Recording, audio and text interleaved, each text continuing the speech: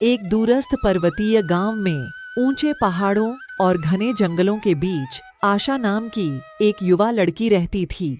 आशा अपने गहरे प्रेम और पर्वतों में रहने वाले जानवरों के साथ अपने संबंधों के लिए पूरे गांव में जानी जाती थी।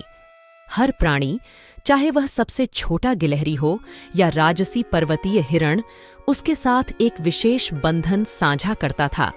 गांव वाले अक्सर उसे पर्वत की रक्षक कहते थे। आशा के दिन रोमांच से भरे रहते थे। वह जंगलों में घूमती रहती, घायल जानवरों की देखभाल करती, सुनिश्चित करती कि उनके पास पर्याप्त भोजन हो और उन्हें किसी भी खतरे से बचाती।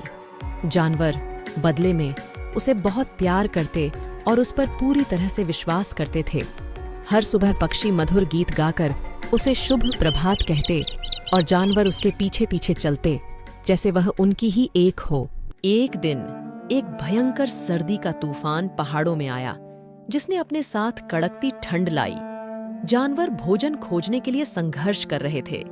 आशा ने अपनी पूरी ताकत से काम किया ताकि भोजन इकट्ठा कर सके और अपने प्यारे दोस्तों में बांट सके। लेकिन ठंड के संपर्क में आने और उसके प्रयासों के तनाव ने उसके स्वास्थ्य पर असर डालना शुरू कर दिया।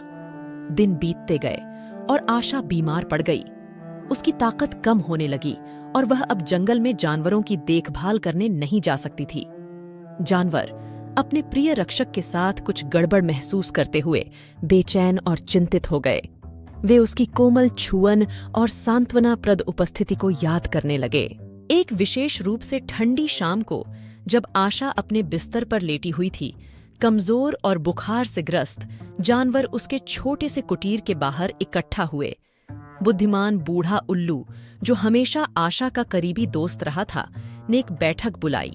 जानवरों ने फैसला किया कि वे अपने रक्षक को अकेला नहीं छोड़ सकते। उन्हें उसकी मदद करनी होगी, जैसे उसने हमेशा उनकी मदद की थी। जानवर अलग अलग दिशाओं में चले गए ताकि उन्हें जो कुछ भी चाहिए वह इकट्ठा कर सकें। पक्षी दुर्लभ औषधीय जड़ी बूटियों को खोजने के लिए उच्चतम शिखरों पर उड़ गए, जो अपनी उपचारात्मक गुणों के लिए प्रसिद्ध थीं। गिलहरी और खरगोशों ने जंगल की जमीन से पौष्टिक जामुन और नट्स एकत्र किए। हिरण और अन्य बड़े जानवर पर्वतीय झरनों से ताजे पानी लेकर आए। एक एक करके वे अपनी खोजों को आशा के कुटीर में लाए। बुद्धिमान बूढ़े उल्लू ने जड़ी बूटियों को एक शांतिप्रद चाय में मिलाया, जबकि पक्षी और गिलहरियों ने उसे जामुन और नट्स खिलाए। हिरण उसके बगल में खड़े रहे, उसे गर्माहट और सांत्वना प्रदान की। जानवर पूरी रात उसके साथ रहे, बारी बारी से उसकी देखभाल करते रहे और यह सुनिश्चित करते रहे कि उसे जो भी चाहिए वह मिले। दिन बीतते गए और आशा का स्वास्थ्य धीरे धीरे सुधरने लगा। जानवरों की देखभाल और समर्पण ने उसकी जान बचा ली। वह उनके प्रयासों से गहराई से प्रभावित हुई और जानती थी कि उनके प्रेम और समर्थन ने उसकी जान बचाई है। अपने स्वास्थ्य को पुनः प्राप्त करने के साथ आशा ने पर्वत की रक्षक की भूमिका फिर से संभाली। पहले से कहीं अधिक आभारी थी अपने जानवर दोस्तों के लिए।